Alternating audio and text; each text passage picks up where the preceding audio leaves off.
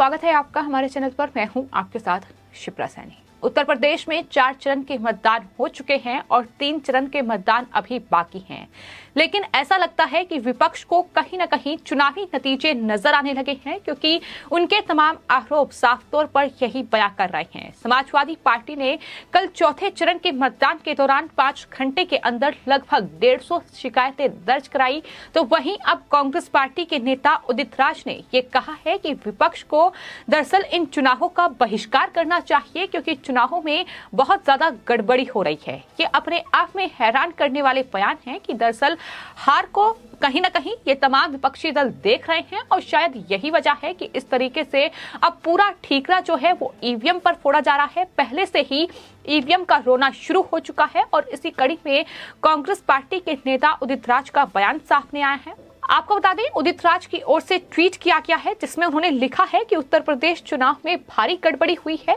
विपक्ष को बहिष्कार करने का सोचना चाहिए। हर एमएलए सीट पर 10, 20, 30 ईवीएम कुछ देर के लिए खराब रही। हर बूथ पर करीब 100 वोट कटवा दिया गया। कर्मचारी भी कमल का बटन दबा रहे हैं। जहां विपक्ष का वोट ज्यादा, वहां कोई पंगा खड़ा कर देना। बीजेपी इस तरह से जीतने की योजना बना रही है। तो कहीं ना कहीं उनके इस ट्वीट में साफ तौर पर उनका डर दिखाई दे रहा है कि किस तरीके से वो न सिर्फ बीजेपी पर सवाल उठा रहे हैं, बल्कि कहीं ना कहीं चुनाव आयोग पर भी और उनके अधिकारियों पर भी सवाल खड़े कर रहे हैं, जो लगातार उत्तर प्रदेश में इस पूरी चुनावी प्रक्रिया को संपन्न करा रहे हैं।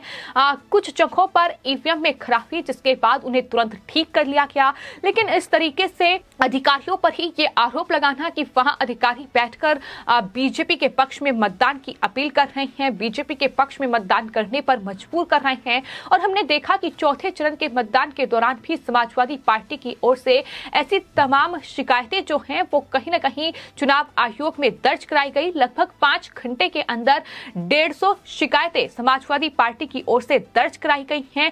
अपने आप में हैरान कर देने वाली तस्वीरें हैं, जिसका अंदाजा कहीं ना कहीं पहले से ही लगाया जा रहा था कि इन चुनावों में समाजवादी पार्टी ईवीएम का रोना जरूर रोएगी। और यही तस्वीर बिल्कुल देखने को मिल रही है, जहां न सिर्फ समाजवादी पार्टी बल्कि कांग्रेस पार्टी, जिसका उत्तर प्रदेश में अब कोई अस्तित्व भी नजर नहीं आ रहा है। जो प्रियंका गांधी वाड्रा एक तरफ महिलाओं के सम्मान की बात करती हैं, महिला सुरक्षा की बात करती हैं, लेकिन महिलाएं ही प्रियंका गांधी वाड्रा पर भरोसा नहीं कर पा रही हैं। और यही वजह है कि कांग्रेस पार्टी अब एक बार फिर उत्तर प्रदेश हार रही है। कमबैक का जो मौका कांग्रेस पार्टी ढूंढ रही थी, वो मौका भी उन्हें शायद नहीं मिल रहा है।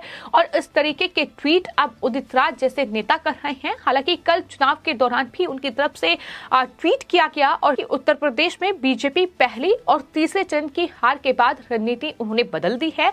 तीसरे चरण में ईवीएम वोट डालने में तमाम धांधली करने में सफल हो चुकी है। आगे अगर यही रहा तो कुछ भी हो सकता है। कांग्रेस और सपा गठबंधन को सावधान हो जाना चाहिए। इस तरीके की तमाम बयानबाजी उनकी तरफ से किया गया है। और कल प्रियंका गांधी वाड्रा का भी एक बयान सामने आया है, जहां मीडिया से बातचीत करते हुए प्रियंका गांधी वाड्रा से जब ये सवाल किया गया कि क्या वो उत्तर प्रदेश में समाजवादी पार्टी के साथ गठबंधन कर सकती हैं, तो उनकी तरफ से कहा गया कि देखते हैं आने वाले वक्त में क्या होता है। तो कहीं ना कहीं एक बार फिर से ये कोशिश की जा रही है कि एक अलायंस बनाकर ही सही, लेकिन बीजेपी को किसी तरीके से हराया जाए।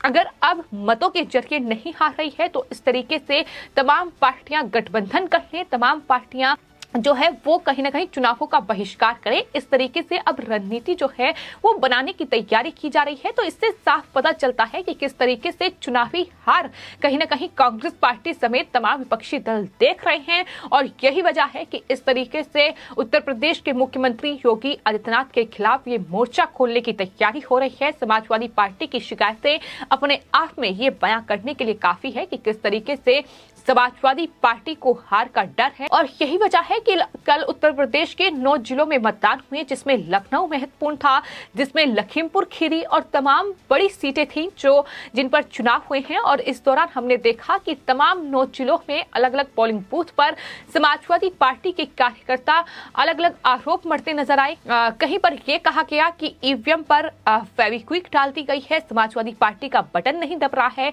इसके अलावा यह भी कहा गया कि समाजवादी पार्टी के बटन दबाने पर कमल की पर्ची निकल रही है।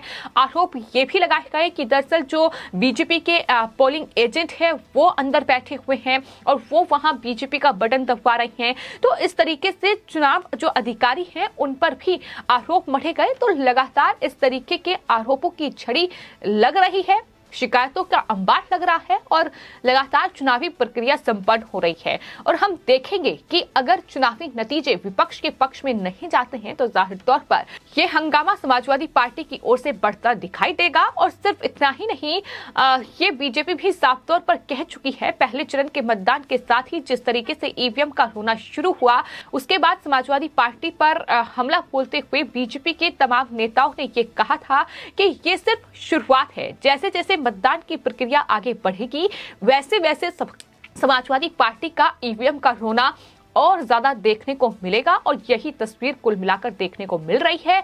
और साथ ही बीजेपी ये भी कह रही है कि नतीजे आने के बाद खुद अखिलेश यादव और समाजवादी पार्टी ये कहेंगे कि ईवीएम बेवफा हैं। तो इस तरीके के वार पलटवार के दौर जारी हैं। लेकिन फिलहाल उत्तर प्रदेश का सियासी दंगल अभी भी जारी है, क्योंकि आने वाले वक्त में 3 चरण के मतदान बाकी हैं। तमाम महत्वपूर्ण सीटें अभी भी बाकी हैं, जिसमें अयोध्या, वाराणसी और तमाम महत्वपूर्ण सीटें हैं जहां पर मतदान होना है।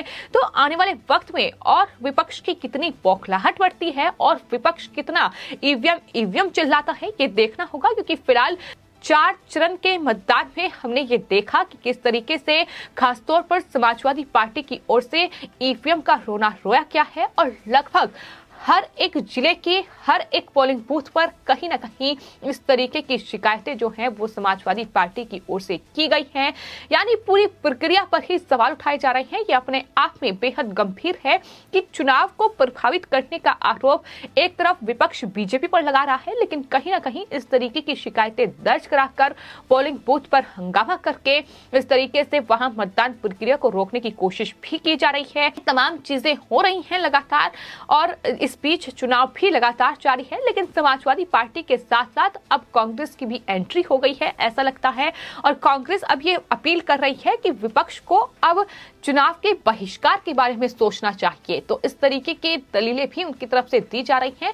यानी हार कहीं ना कहीं दिखाई दे रही है। यही वजह है कि अब पूरा ठेकरा ईवीएम पर फोड़ने की तैयारी है। और हम देखेंगे कि 7 चरण के मतदान के बाद कहीं ना कहीं ये आरोप और ज्यादा तेज होंगे अगर बीजेपी इन चुनावों में जीतती है तो इस तरीके से लगातार वार पलटवार का दौर जारी है। लेकिन उत्तर प्रदेश में अब 5वें चरण का मतदान 27 फरवरी को होगा और लगातार चुनाव प्रचार का दौर भी जारी है, जहां बीजेपी के तमाम नेता चुनाव प्रचार में जुटे हुए हैं और लगातार वो समाजवादी पार्टी और तमाम विपक्षी दलों पर निशाना साध रहे हैं। वहीं समाजवादी पार्टी भी लगातार चुनाव प्रचार कर रही है।